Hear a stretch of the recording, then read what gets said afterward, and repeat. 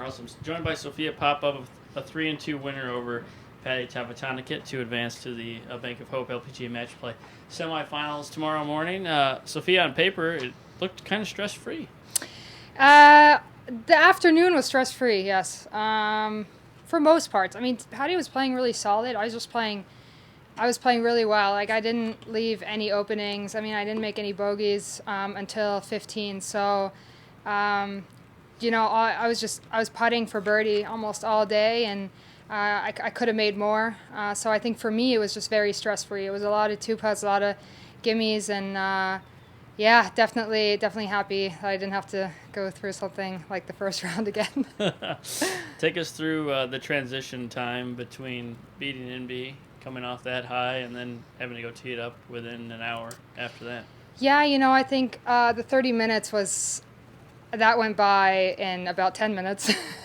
I barely could eat anything, and it's really hard to eat anything anyways because you're just, you got the nerves going, and you're like, okay, now I have to go out again. You have to prepare for your next match, so definitely have to get some nutrition in tonight.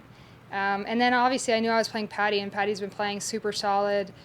She's typically someone who doesn't make a lot of mistakes, so I knew I'd be on top of my game. And but I think maybe also that quick transition helps because you kind of go from, you just almost continue playing, and I think that might have helped a little bit too. Okay. Today you went through a gauntlet of major champions. What does it speak to about your game right now that you were able to take down NB and Patty today? Well, I'm a major champion too, so so I figured, you can beat other major champions. No, I think with NB, I think that was definitely some of the best golf I've played this year. She's just so solid, and I had to do every little bit of what I did in order to win, and so I think that was in and itself just a great achievement for me. And then in the afternoon, I think I was very much head to head with Patty, and I was just maybe making overall just playing a little bit more solid, and so just kind of an exhausting day, a lot of brain work, and ready to shut it off soon. I know your 3- and 5-year-old nieces were out with you today. Any moments in particular that stand out with them watching you? I think it's the cutest thing when, I make a birdie or win a hole, and they know what's going on, and they're so excited. So when I come off the green, they give me high fives and fist bumps. And for me, I think it's a quick reminder that golf is not everything, and my family is everything to me, and so I know they're not going anywhere because they're watching, and I think that's the nicest to have that little reminder. I know you were holding one of their hands walking off the 18th before your playoff. How did that help you going into that? I just think it's so nice for them to be part of this, and I love having them be part of it because they've never watched me play, and they've seen me on TV, and I think they're a little bit confused because they don't quite know like what the situation is and what is she doing at these tournaments. And so that's been kind of nice just to show them what I do, and I think almost maybe a little bit of pride for them too, to be like, that's my auntie. And I think that's just something that gives me a little bit more motivation going into the playoff this morning.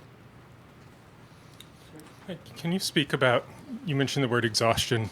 A lot of the players out here look like the heat's really getting to them, and they're using umbrellas, and they're kind of walking slow, and you seem to have just a real pep in your step, and whatever happens, happens. Is that kind of the attitude you've taken? Yeah, to me, my attitude is just I work for these days. I work for these weeks. I work really hard with my trainer, Andrew Hannon, and he's just been, for the last 4 years, trying to create exactly the person that I was today. He's not in charge of my golf game, but he's like, I want you to be just as focused on the 36th hole as you were on the 5th or 6th hole. And I think just that hard work paying off really, I think, means a lot to me, means a lot to him. And so I think, yeah, I just, honestly, to me, I feel fresh, I feel good. It's just, obviously the heat takes a toll on you, and I'm not going to lie, I can't wait to put my feet up and do it all again tomorrow. and then after you do it tomorrow, you're looking at the most difficult major there is, probably, on just an atrocious course. Is it just take care of tomorrow and then worry about the U.S. Open Monday? Yeah, absolutely. My head's not at the Open yet. I think my head's fully here. I have 2 matches to play tomorrow, and I'm going to try to make the best of the day, and and then I can worry about what happens at the Open. I think it's an amazing course. I think I'm the kind of person who just looks forward to going to a new venue. I'm good at taking it easy, shortening my practice rounds when I get there. But that's something I'll focus on next week. Awesome. Thanks, Sophia. Good luck tomorrow. Thank you.